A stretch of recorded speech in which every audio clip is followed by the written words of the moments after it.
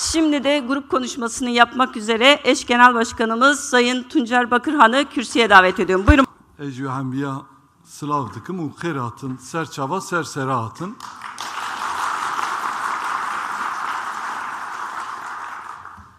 Çok değerli dostlar, partili arkadaşlar, kurum temsilcileri, yeni kongresini yapmış Konya İl ve ilçe örgütleri ve eş başkanları, hepinizi saygıyla selamlıyorum. Hoş geldiniz, baş göz üstüne geldiniz. Başlarken birkaç gün önce sürgünde yaşamını yitiren Selim Sadak'ı tekrar saygı ve minnetle anıyorum. Sürgünde yine bir siyasetçi, bir yol arkadaşımızı kaybettik. Umarım artık bu sürgündeki kayıplar biter. Sürgündeki yol arkadaşlarımız bizimle birlikte buralarda kendi aileleriyle ve yol arkadaşlarıyla birlikte hem yaşayacağı hem mücadele edeceği günlere kısa sürede kavuşur diyorum. Değerli arkadaşlar, tabii hep olumsuz şeylerle aslında başlamak istemeyiz ama işte maalesef burası Türkiye. Biz de gerçek anlamda muhalefet yapan demokratik bir zemin partiyiz.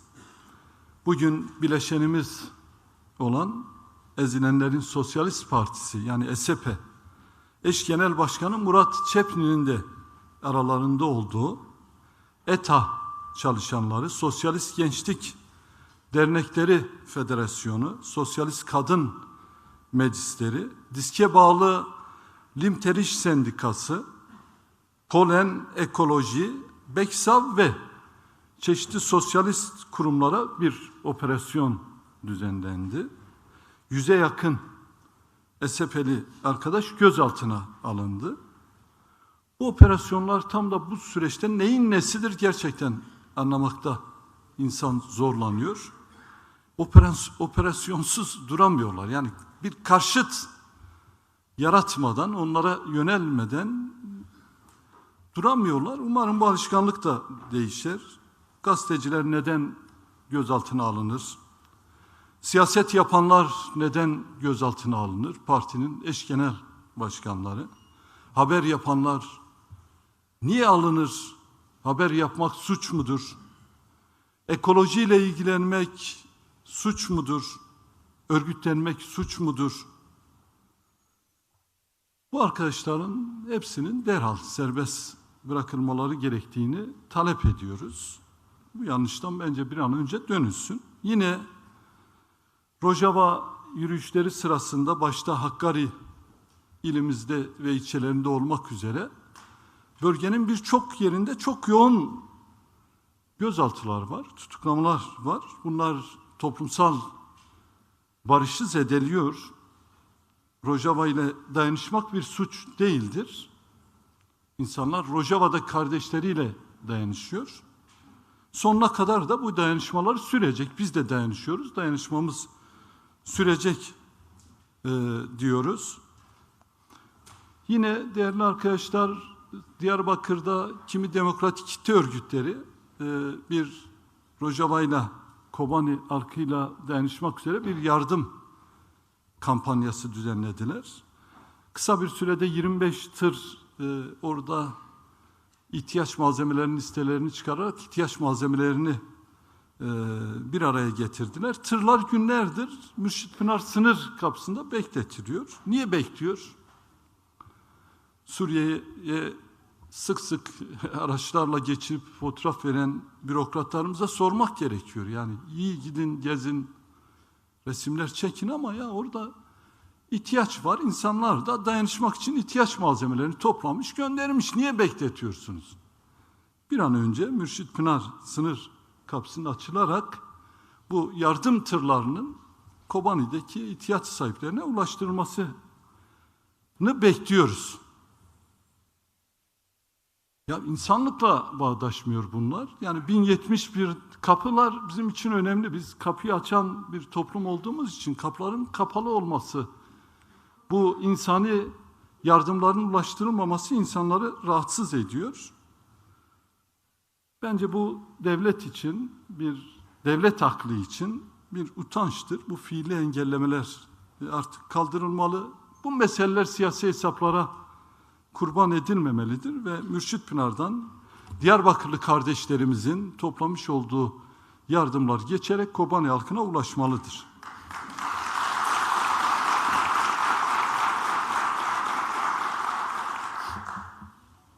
Ekonomi iyi gitmiyor. Bunun en önemli göstergelerinden birisi de neredeyse Türkiye'nin dört bir yanında çeşitli kurum ve fabrikalarda çalışan emekçilerin grev yapması, direnmeleri fotoğrafı net bir şekilde ortaya koyuyor. Migros depo işçileri de günlerdir bir direniştedir. Niye direniştedirler? İnsani olmayan koşullarda çalıştıkları için. O depoda alın teri döküyorlar. Alın terlerinin karşılıklarını almadıkları için direniştedirler. Migros depo işçilerinin direnişini buradan selamlıyoruz. Yanlarında olduğumuzu belirtiyor. Haklarını alıncaya kadar da onlarla omuz omuza mücadele edeceğimizi belirtiyoruz.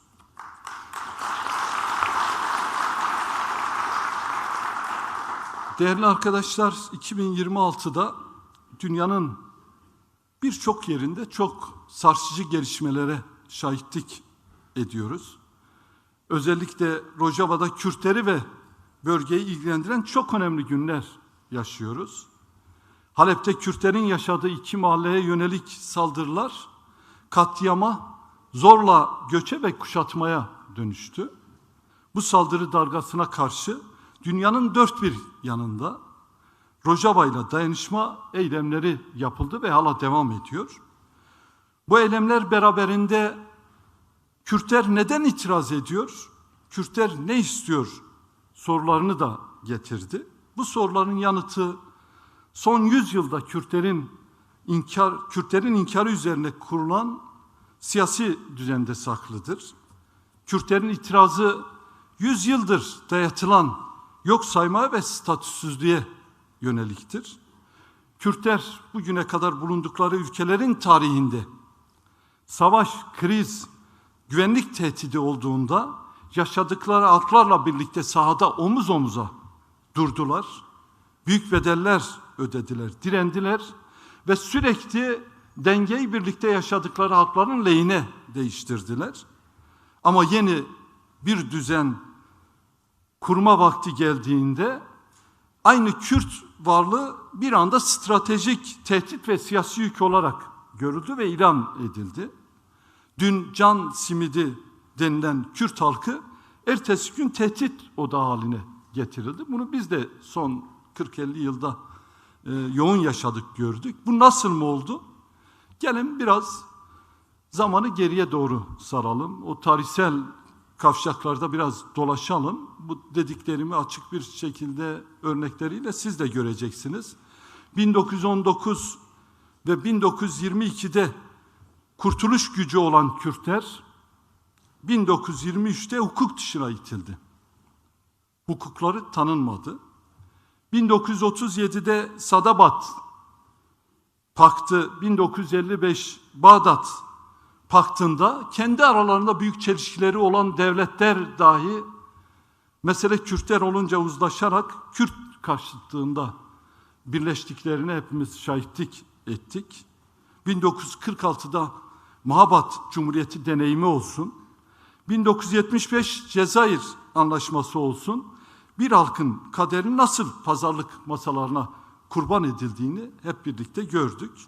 1988 Enfal soykırımına, Halepçe'ye giden yolun taşlarının diplomatik sessizlikle nasıl döşendiğini acı bir şekilde hep birlikte tecrübe ettik.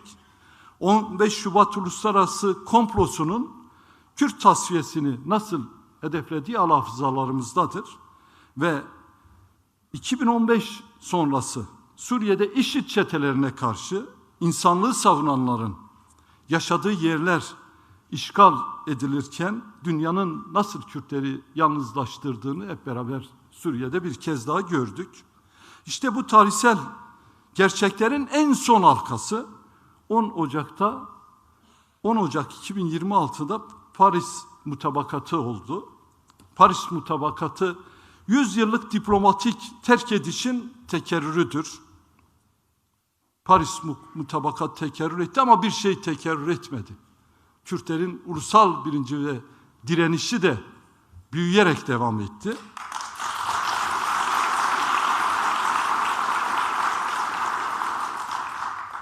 Kürtler bu riyakâr döngüye hayır diyerek her yerde ayağa kalktı. Sahada hayatını riske atıp masada yok sayılmaya itiraz ediyor. Komplolar ve hileler artık bitsin diyor.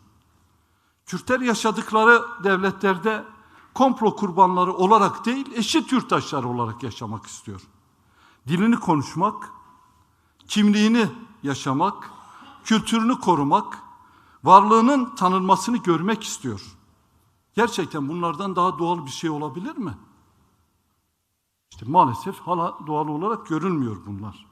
Değerli arkadaşlar, bugün biraz önce anlattığım bu tarihi geçmişten günümüze kadar olan tablodan 2 dersle karşı karşıyayız. Birincisi, Kürtlerin diplomasi masalarında dışlanmasının ne Kürtlere ne de bölgeye kalıcı bir barış getirmediği dersidir. İkincisi ise şudur: hangi halk olursa olsun bir halkın meşru taleplerini sürekli bastırmak veya görmezden gelmek sorunu ortadan kaldırmıyor. Tam tersine kuşaklar boyu süren bir çatışma sarmalı üretiyor. İşte bu yüzden Suriye'de yok sayma, İran'da bastırma, Irak'ta boğma, Türkiye'de inkar 100 yıllık paradigmanın güncel suretleridir. Dolayısıyla bugün hep birlikte tarihten dersler çıkarmalıyız. Kürt halkının ve ezilen bütün halkların meşru taleplerini artık görmek ve tanımak durumundayız. Bunun için çözüm bastırmada değil, idam sepalarında değil, diyalogda, müzakerede karşılıklı saygı ve diyalog zeminindedir diyoruz. Değerli arkadaşlar, biraz da Kuzeydoğu Suriye Özerk Yönetimi ile Şam Yönetimi arasında 29 Ocak'ta imzalanan ve yürürlüğe giren mutabakata dair de konuşmak istiyorum. İlk gün açıkladığımız gibi biz bu anlaşmanın, bu mutabakatın Suriye'nin demokratik geleceği için hayırlı olmasını diliyoruz, destekliyoruz. Tam anlamıyla sahada nasıl hayata geçtiğine durup bakmak da gerekiyor. Bu mutabakat aslında herkesin kazandığı bir uzlaşı metnidir. Belki Suriye devletinin de dediği gibi olmadı, Kürtlerin de tam istediği gibi olmadı ama gerçekten hem Suriye'nin hem Kürtlerin kazanacakları bir metindir. Bu uzlaşı metninin ortaya çıkmasını direnişiyle sağlayan başta Kürtlere ve dostlarına, bu uzlaşma metnine katkı sağlayan bütün kesimlere bir kez daha teşekkürlerimizi iletiyoruz.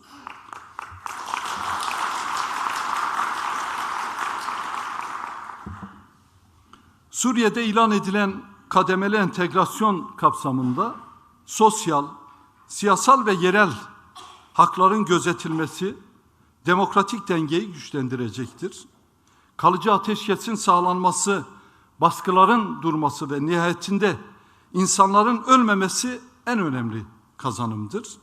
Bu kapsamda Afrin ve Serikani başta olmak üzere yerinden edilen Kürtlerin ve orada yaşayan diğer halkların en kısa sürede yerlerine, yurtlarına geri dönüşlerinin sağlanmasını diliyoruz. Kürtlerin idari statüsü ve ana dilinde eğitim hakkı birleşik bir Suriye'nin teminatıdır. Bu mutabakat bir başlangıçtır. Bu mutabakatın demokratik ruhu tüm Suriye halklarına ve inançlarına da yayılmalıdır.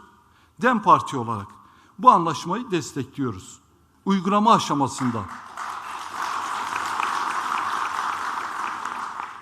Uygulama aşamasında müzakereyi büyüten, halkların iradesini koruyan ve Suriye'nin ortak geleceğine hizmet eden her adımın yanında olacağımızı, elimizden gelen her türlü desteği sağlayacağımızı yine tekrarlıyoruz. Değerli dostlar, 6 Ocak'tan bu yana Rojava'da büyük bir insanlık direnişi sergileniyor. Bir kez daha bütün dünya bir gerçeği net olarak anladı. Rojava Kürtlerin gözbebeğidir ve olmaya devam edecek.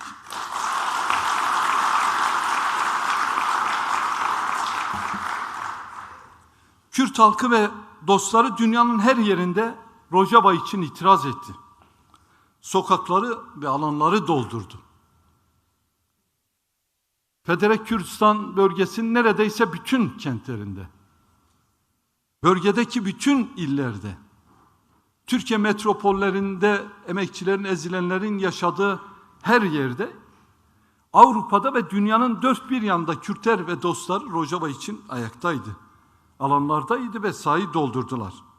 Kürt halkı bu iradesiyle ulusal birlik ruhunu tarihte hiç olmadığı kadar aslında yükseğe çıkarmıştır. Bu çok önemlidir. Günlerdir alanlarda "Yekı, yekı, gele Kurt, yekı" sloganı atar.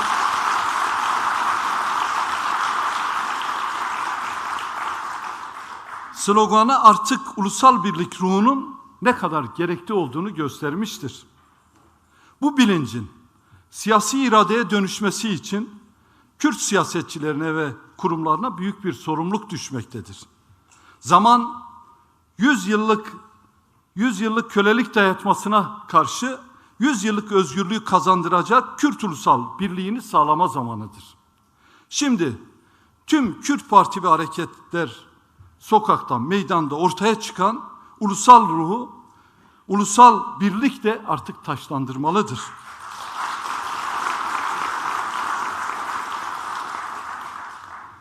Değerli arkadaşlar, tam da burada bir hakikatin de altını çizmek gerekiyor. Sayın Öcalan, Barış ve Demokratik Toplum çağrısının, Sayın Öcalan'ın Barış ve Demokratik Toplum çağrısının önemi her geçen gün yeniden bir kez daha kendisini doğruluyor.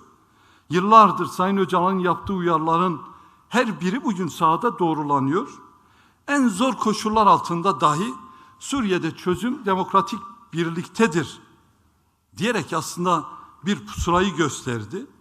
Bu anlamda 29 Ocak Anlaşması tam da İmralı'da ilmek ilmek örülen çabanın bir ürünüdür.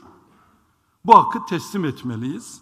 Siz de hatırlarsınız 6 Ocak Halep saldırısından 29 Ocak Anlaşması'na kadar herkes diken üzerindeydi. Tam da bu süreçte Sayın Öcalan aktif bir şekilde devrede oldu.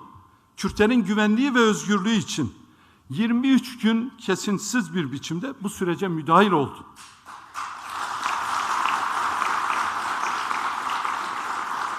Bugün bir anlaşma varsa, bugün Suriye'de Kürtler ve Araplar bir iç savaş içinde değilse, bugün Suriye hükümeti tarafından Kürtlerin özgünlüğü ve hakları kabul edilmişse emin olun 23 gün boyunca Sayın Öcalan'ın adada göstermiş olduğu tavır ve duruştan kaynaklıdır. Kendisine teşekkür ediyoruz. Bugün bize düşen Sayın Öcalan'ın sunduğu demokratik çözüm perspektifine sahip çıkmaktır ve en güçlü bir şekilde devam ettirmektir. Bu perspektif merkezin yereli tanıması ve yerelin haklarına saygı duyması, yerelin de merkezi kabul etmesini içerir. Yerel ve merkez stratejik ortaklık içerisinde olmalıdır.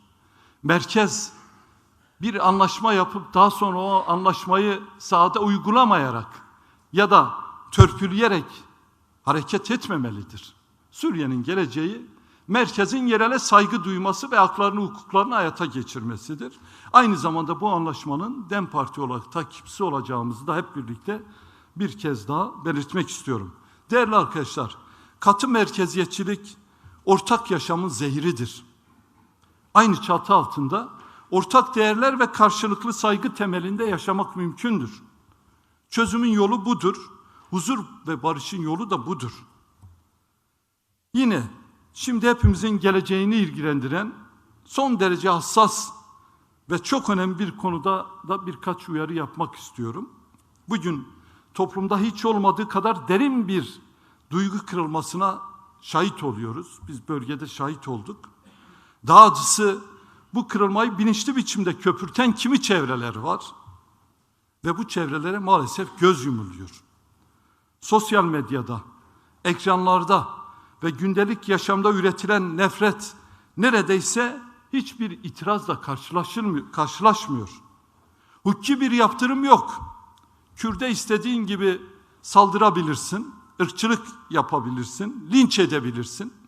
Takımına futbol bile oynatmayabilirsin. Siyasi bir utanç yok, vicdani bir fren de yok.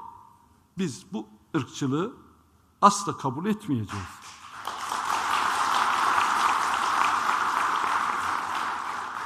Eğip bükmeden söylemek gerekiyor. Ne yazık ki Türkiye'de hem açık hem de örtük bir ırkçılık vardır. Her yerde ırkçılık olağanlaştırılıyor. Kürtler şahsında öfke ve linç tertipleniyor. Bakın, Kürt karşıtı bir gazete daha geçen gün bölgede 10 binlerin katıldığı bir Rojava'ya destek yürüyüşüne katılanların tamamına terörist dedi. Aynı gazete İçişleri Bakanlığı'nın arananlar listesinde El-Kaide üyesi olarak geçen, ismi ve resmi bulunan bir gazeteci, bir şahsı da gazeteci olarak çalıştırıyor.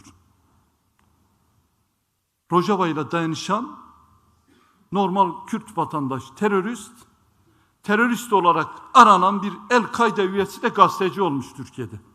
Ve buna herkes göz yumuyor, sesini çıkarmıyor.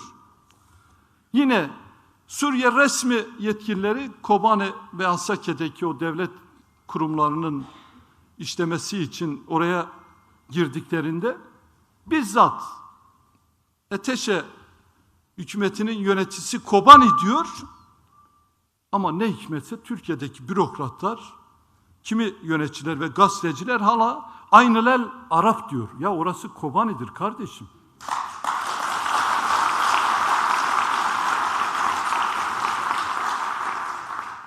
Kürtlerle dayanışma paylaşımlarını beğenenler tek tek takip ediliyor. Peşlerine düşülüyor. Özgür basın mecraları, Kürtlerin haber ajansları, haber hesapları tek tek erişime kapatılıyor. Yayın için tek bir tanesine bile izin verilmiyor. Haber alma hakkımız da engelleniyor. Saç örme gibi son derece vicdani ve barışçıl bir protestonun bile terör propagandası diye suçlanması bir akıl tutulması değil de nedir değerli arkadaşlar? Bir hemşire sadece saçını ördüğü için görevinden uzaklaştırılıyor. Kazman'da biri çocuk, 2 kadın saçını ördüğü için gözaltına alındı. Zafer işareti yapanlara soruşturmalar açılıyor. Siz başka bir partinin sembollerini yapan tek bir kişi hakkında soruşturma açıldığını, gözaltına alındığını duydunuz mu, gördünüz mü? Ya da dünyanın herhangi bir ülkesinde dayanışma için saçlarını ören bir sağlık memurunun açığa alındığını duyan gören oldu mu bugüne kadar? Bunların hepsi Türkiye'de oluyor. Bunlar tesadüf müdür? Anlamakta insan zorlanıyor. Bu ayrımcılık Kürtlerde duygu kırılması yaratmasından ne yapsın sayın yöneticiler? Hadi buyurun siz söyleyin.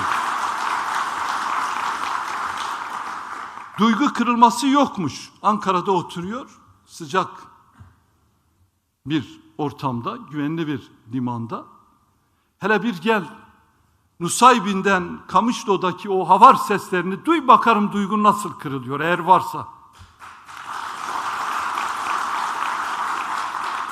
Hele bir Suruç sınırına gel, o Kobani'de dünya devrimini yapan,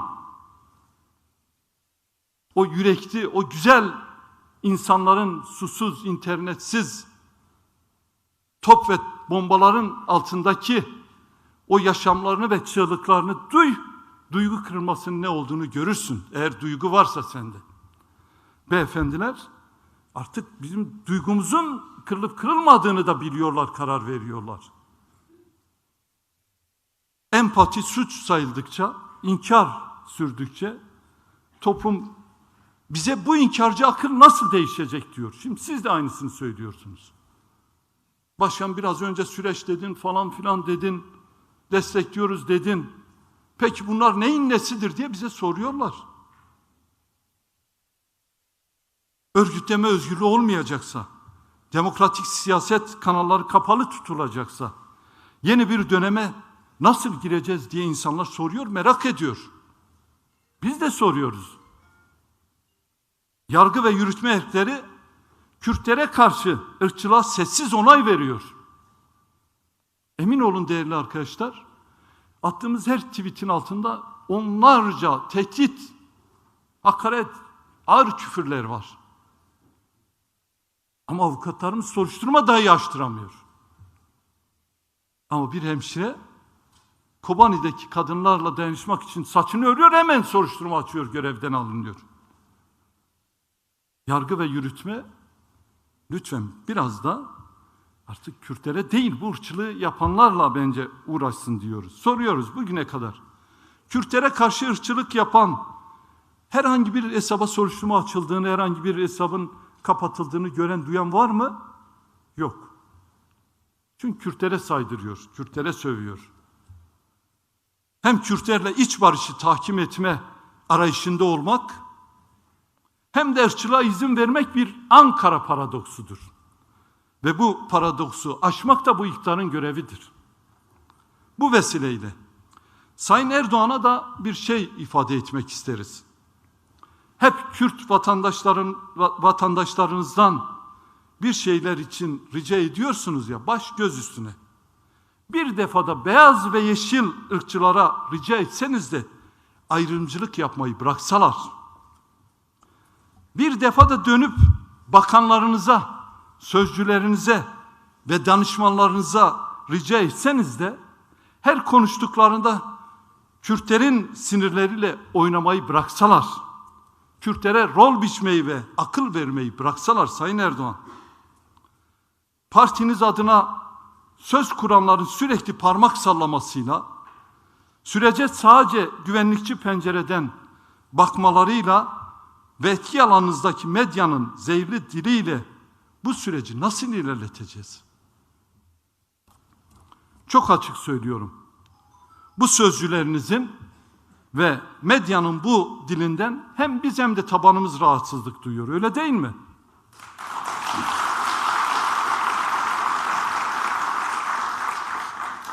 Ama herkes bilsin ki biz onurlu bir halkın evlatları, çocukları olarak düşmanlık dili asla kurmayacağız. Halkları birbirine kırdırtan zehirli bir dile asla teslim olmayacağız. Kürt eşittir terör diyen zihniyeti asla kabul etmeyeceğiz ve asla eyvallahımız olmayacak.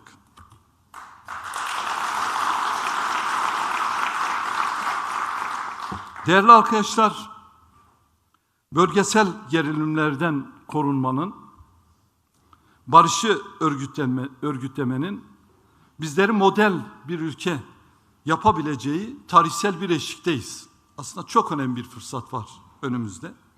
Türkiye artık enerjisini Şam'a değil Ankara'ya harcamalı. Ankara çözümüne odaklanmalı.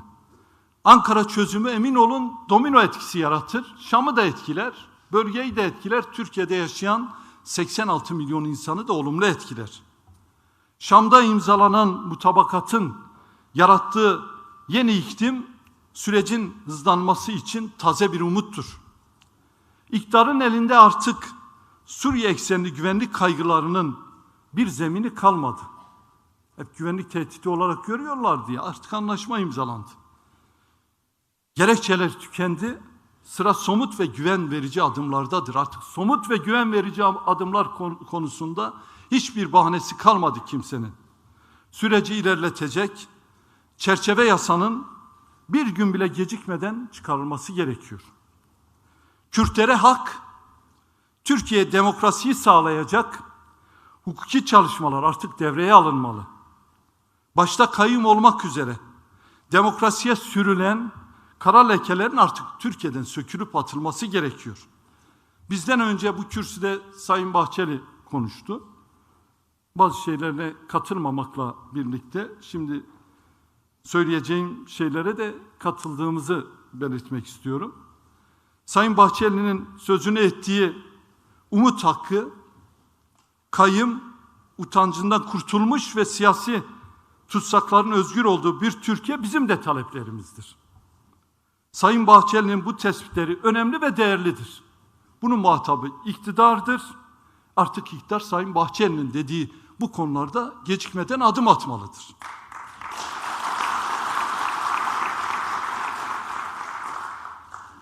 Bu çerçevede bugün Türkiye Büyük Millet Meclisi sözü eyleme dökerek tarihi bir eşikten geçme fırsatıyla karşı karşıyadır. Bu süreç güçlü bir meclis iradesiyle tereddüte yer bırakmayacak şekilde şeffaf ve cesur adımlarla artık ilerlemelidir. Hazırlanacak ortak komisyon raporu yasal ve hukuki altyapıyı öğren, halklara güven veren bir toplumsal sözleşme niteliğinde olmalıdır. Sürecin başarısı halkların özgürlük ve güvenlik duygusunun dengesini kurmaktan geçer. Kimliğin, dilin ve kültürün tanınması, yerel demokrasinin güçlendirilmesi, bir halkın kendini evinde ve güvende hissetmesinin yegane yoludur. Kürtler artık kendini güvende ve evinde hissetmek istiyor. Bunun için gerekli olan adımların atılmasını istiyor. Barışın inşası için sahada halkımızla gördünüz 24 saat birlikteyiz. Masada muhataplarımızla söz kurmaya, örgütlenmeye ve umudu büyütmeye devam edeceğiz. Barışa olan inancımız tamdır. O yazılan, çizilen şeylere bakmayın. Barışız, barış mücadelesiyiz. Barış için buralardayız. Barış için bedel ödüyoruz. Kendimize, halklarımıza ve size, irademize güveniyoruz. Ve başaracağımıza olan inançla hepinize selam, sevgi ve saygılarımı iletiyorum.